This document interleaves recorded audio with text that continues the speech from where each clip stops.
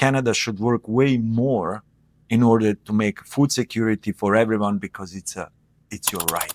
Don't take the food as a granted. No, it's a privilege. It's your life. So don't waste the food, don't waste the life.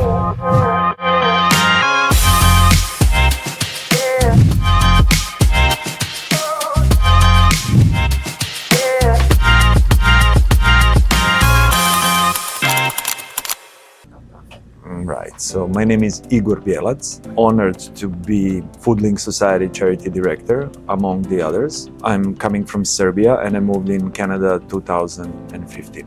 Immigrating is not easy because half of you is staying there because of the relatives or because of the land, because of the emotions, because of everything. And then you are choosing, by consciously choosing, to go somewhere where you think the life will be better for you. And I'm very, very happy that my choice was Canada. One of the crucial things, what personally I believe, is that we bring the kids on safe. So that's very, very important. When your kids are safe, your mind, your willingness to work and to help community is way more bigger. That year, 2015, I attended the English school among the other executives. We met in English. We learn English as a second language, but not only the language, we learn about Canadian values, and we feel so good and welcome. We want to contribute and give it back to local community. We learn about the food waste in the class. We watched documentary and we watched one couple diving. They said dumpster diving, jumping in a dumpster and pick up the food. Well, that's not our way, but show us a way. There is some opportunity which we understand that if we embrace, we can develop something. So what is our relationship with the food?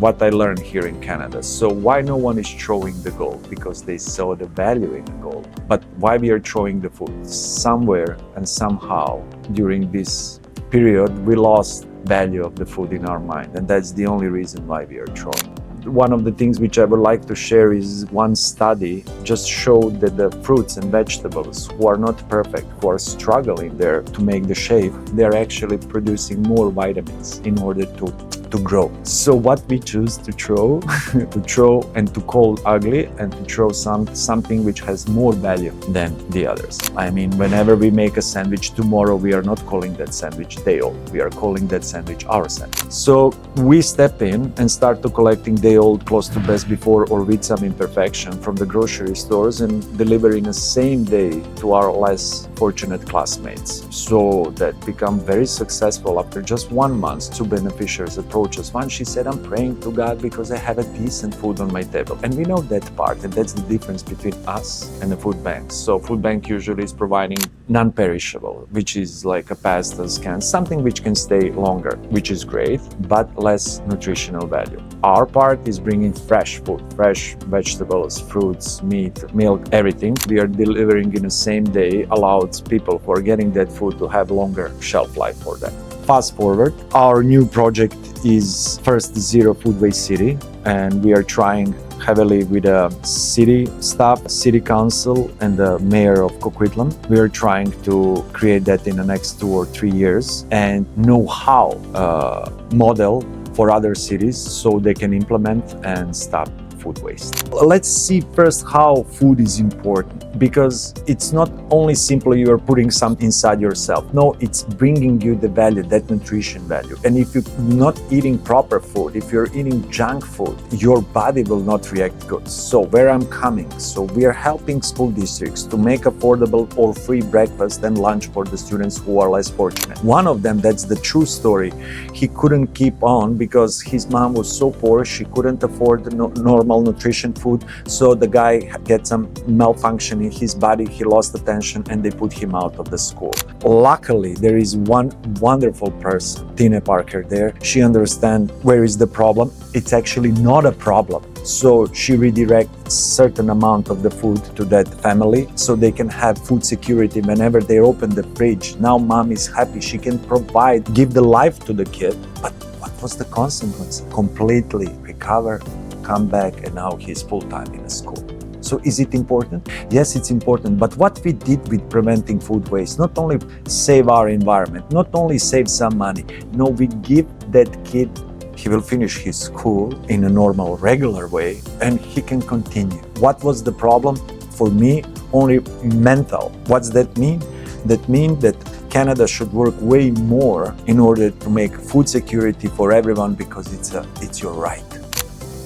What can run smoothly? Two things. One is money, second is love. Our charity is working on love. Spreading the love and spreading the help, it's attracting like a flower butterfly. We are creating that flower with a beautiful look, with a beautiful smell, in order to attract all the butterflies around. This work is a meaningful one. If we all work together like bees, now we can create the honey. And that's actually our goal, to create a honey. And honey will be, in our case, changing mentality, changing people's vision toward food, to not call ugly, to not say it's day old, or to check the quality of the food only based by the numbers. We should again bring back the knowledge. And I will tell you one simple one. You just open the milk and smell it.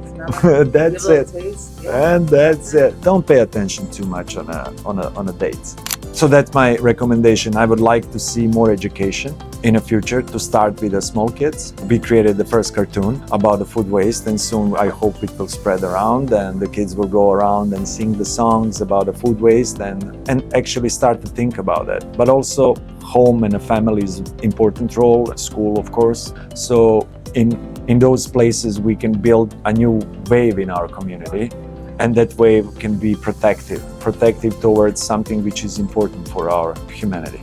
So you work with a lot of newcomers and volunteers. How do you see them grow as they learn the systems and take responsibility in your operations? So I'm just saying to anyone who came as a newcomer, immediately start to learn English, immediately go and dedicate your time for volunteering. Why? It's your first Canadian experience, and that's the value, because when you learn, it's really not the same. Yes, we are belonging to human culture, but each country has its own working culture, let's say like that. You learn, soon you will be adopted. Go bravely. Each of our volunteers, when they reach 48 hours of volunteering hours, now they are getting a chance to be recommended, and we are very, very happy to do that. When you are a newcomer, before you learn the things, you can be abused, and that's unfortunate. So in your work with immigrant families, what are some of the biggest barriers they face in finding stable, well-paying work?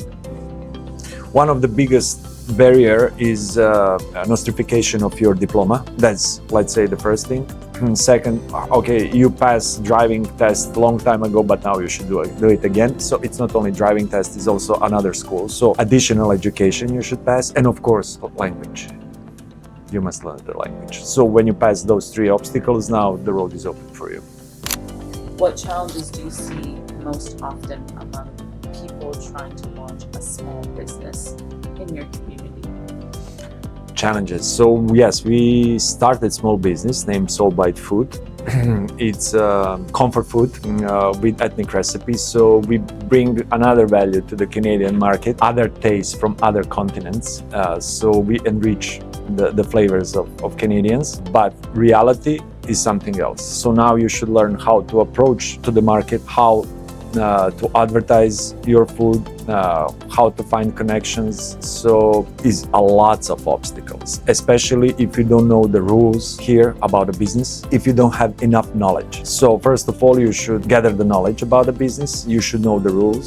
So in order to not waste the money and to not repeat the mistakes. After that, you should heavily work on your connections. So which is mean to be connected with the Chamber of Commerce and to go to any occasion which can bring you the people and where you can introduce yourself. So very, very important. If you are shy, how you will do that, how you will introduce yourself, or you have some very, very unique product, and then you must be very lucky.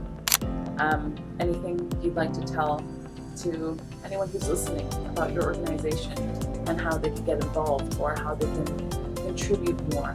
Right, so you can start from your fridge. That's definitely, because we are talking about the food waste. So if you want to stop food waste, start with your fridge. Then whatever you have extra, share, because there is so many places where you can share it and they will gladly accept it. Don't take the food as a granted. It's a privilege. It's your right. It's your life. So don't waste the food. Don't waste the life.